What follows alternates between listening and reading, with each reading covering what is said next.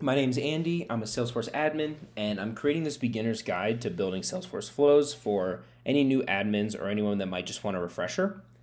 So, this is going to be episode 5, and the topic is going to be creating a record triggered flow before save.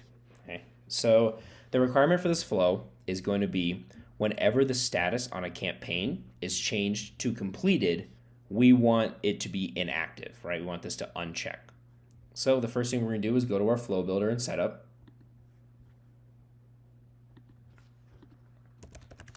Go flows. And we're going to choose new flow. And we'll choose record triggered flow, right? Launches when a record's created, updated, or deleted. Okay. So we have a few things to fill out. The first one is select the object whose records trigger this flow. So for us, it's going to be a campaign. Okay. Trigger the flow when we're going to do a record is updated, but because we're doing before save, these are all very similar and basically have the same abilities.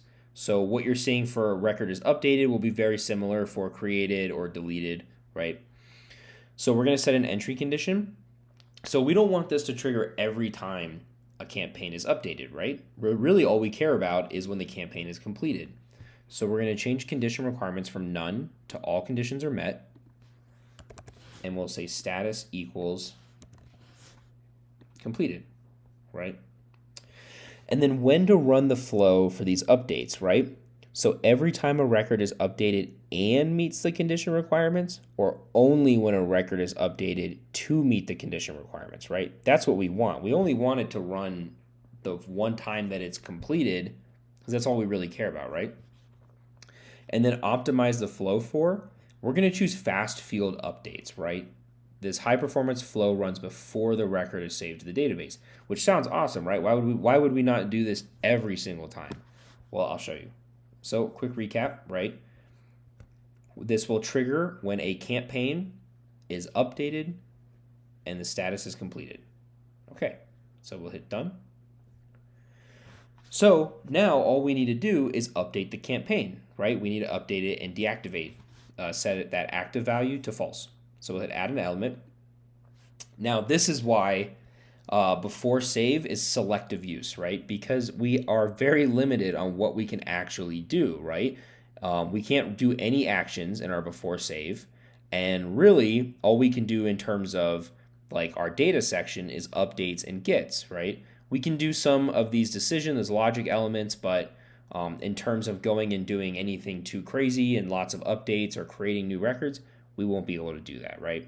So, but for this situation where we're just updating the triggering record, this is perfect, right?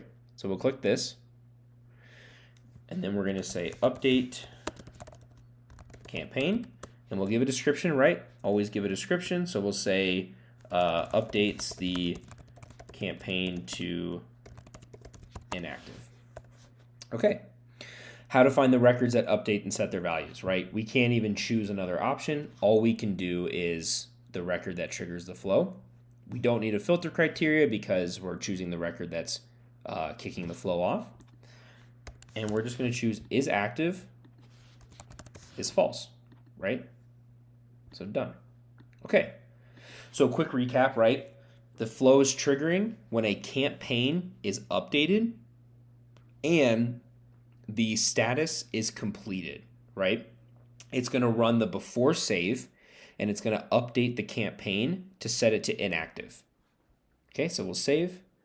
We'll just call it before save campaign. Okay, and then we'll say sets campaign to inactive if it is completed. Okay, and then save, and then we'll activate it. Okay, so let's test it. So we have our campaign, right? It's active, it's going right now, and I'm just going to change the status to completed. And we'll hit save, and there we go. It's inactive. And that's it. That's creating a record triggered flow before save. Thanks for watching.